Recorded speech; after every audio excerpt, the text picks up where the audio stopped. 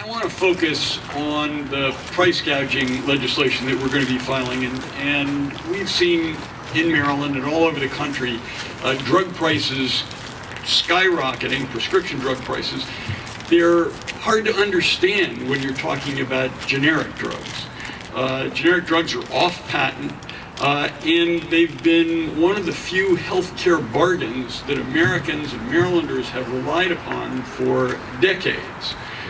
They're vital for our health care, they're vital for ourselves, for our families, for our kids. And we find that when drugs go off patent and there's competition, the price plummets. If there's robust competition, the price for generic drugs is around 20% of what it is for the brand name drugs before they go off patent. But in the past several years, we've seen that prices, even for generic drugs, have increased dramatically. A 2014 survey of pharmacists related to 25 generic drugs found price increases from 600 to 2,000% in many instances. The explanation is not that the costs of manufacturing have gone up. It's not the cost of selling the drugs that's gone up. Last month, my office filed suit against six generic drug manufacturers. And we joined with 19 other attorneys general across the country in doing it. And what we allege is these companies conspired to fix prices. We allege they carved up the market, that they allocated customers. You take that one, we'll take this one, and then they jacked up their prices. The United States Special Committee on Aging found similar problems. They did an investigation, and according to their report, the price of Daraprim is a 64-year-old antibiotic.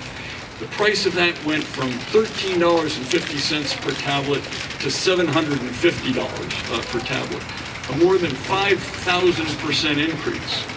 For Thiola, the price increase was 2,000%, Ceramycin, 2,000%, Cupramine, 2,060%, Cyprine, 3,162%, and all these drugs are roughly 30 to 50 years old.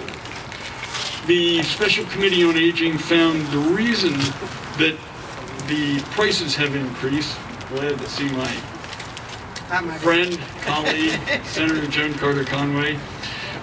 The Aging Committee found that drug companies were able to corner the market on these generic drugs. And the investors in the companies that owned them came from the hedge fund world, not from the pharmaceutical world. They just jacked prices up as much as they could.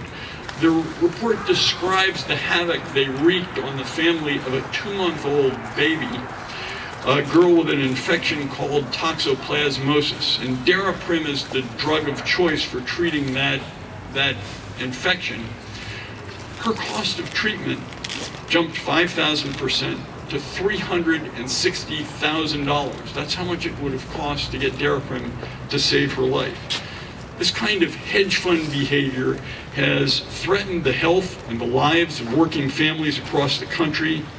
It's affected our ability to deliver health care. It's squeezed the budgets of hospitals, and it's costs state and local governments hundreds of millions of dollars. The bill that we're supporting very simply prohibits price gouging. We want drug manufacturers to make profits. We want them to produce generic drugs. But when they acquire and abuse monopoly power, they hurt patients. They threaten our healthcare system, and they damage our communities. When asked why he had jacked up prices for a generic drug, one former hedge fund executive turned CEO of a pharmaceutical company said, "Because I can." Well, our response is, no, you can't. All right. Not in Maryland, not in our house. Thank you very much.